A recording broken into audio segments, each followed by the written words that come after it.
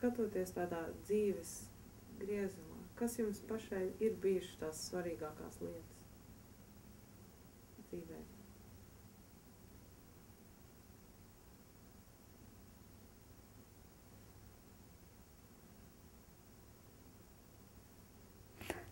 Nu jā, var teikt, palīdzēt Latvijai, cik es te varu.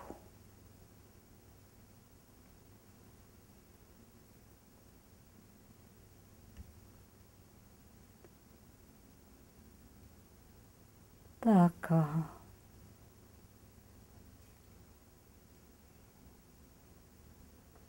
Un tā laikam arī ir, ka tie ļaudis palīdz.